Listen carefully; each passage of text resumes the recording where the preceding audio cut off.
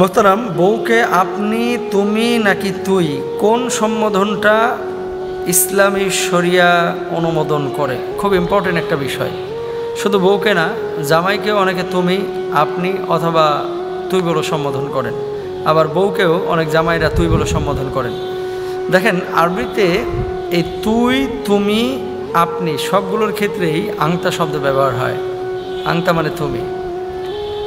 আবার আংতা মানে যদি আপনি মনে করেন যে তুই, তাহলে সেটা তুই। আবার আংতা মানে যদি আপনি মনে করেন যে আপনি, তাহলে আপনি।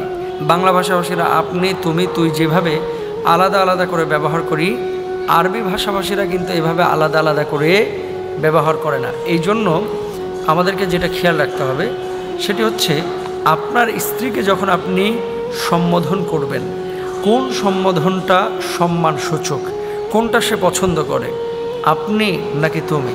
যদি তুমি পছন্দ করে তাহলে তুমি বলেন, যদি আপনি পছন্দ করে তাহলে আপনি বলেন।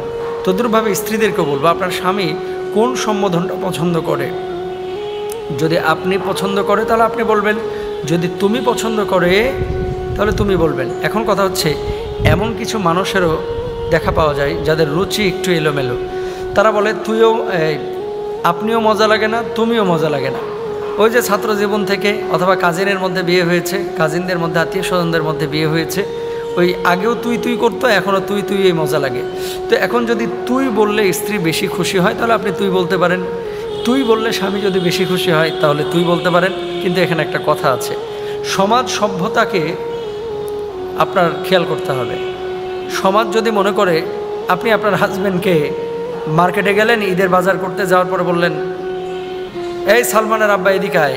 আপনি যদি হাজব্যান্ডকে এইভাবে মানুষের সামনে ডাকেন, তাহলে মানুষজন আপনাকে অসভ্য বলতে পারে, মানুষজন আপনাকে খারাপ বলতে পারে, মানুষজন আপনাকে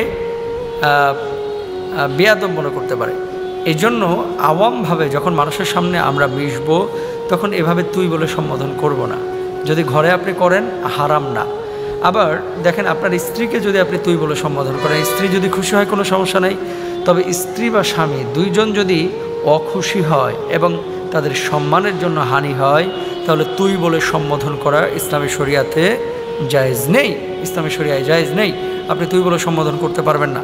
কারণ আল্লাহ সুবহানাহু ওয়া তাআলা কি বলছেন খেয়াল করুন, ওয়ালাকাদ কাররামনা বানি আদম, আমি মানুষকে সম্মান দিয়ে সৃষ্টি করেছি, সম্মানিত করেছি।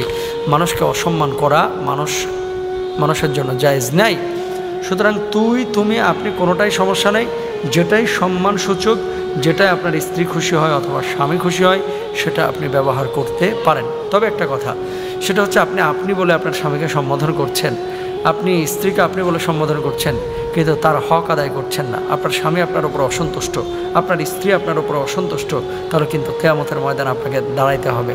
কারণ কি, কোনো স্ত্রী যদি মারা যায় আর স্বামী যদি তাকে ভালো বলে স্বীকৃতি দেয়, আমার আল্লাহ তাআলাও তাকে ভালো বলে স্বীকৃতি দেয়, তাকে জান্নাতের ফয়সালা করেন। কোনো স্ত্রী যদি মারা যায়, স্বামী যদি তারে ভালো বলে, আল্লাহ ভালো যেমন বলে, আবার স্বামী যদি মারা যায়, স্ত্রী তাকে যদি ভালো বলে, আল্লাহ তাআলাও তাকে ভালো বলে। এই জন্য আমার মা বোনদেরকে বলবো যে দেখেন, স্বামীর আনুগত্য করেন এবং ভাইদেরকেও বলবো স্ত্রীকে ভালোবাসেন। ওয়াশিরুহুন্না বিল মারুফ, স্ত্রীদের সঙ্গে সদাচরণের কথা, ভালো আচরণের কথা আমার আল্লাহ সুবহানাহু ওয়া তাআলা বলেছেন। স্ত্রীদের হক আদায় করবেন, হাসি মুখে কথা বলবেন, তাদেরকে গিফট করবেন, ভালোবাসার কথা বলবেন, তাদেরকে সময় দিবেন, তাদের সঙ্গে চামারের মতো আচরণ করা যাবে না।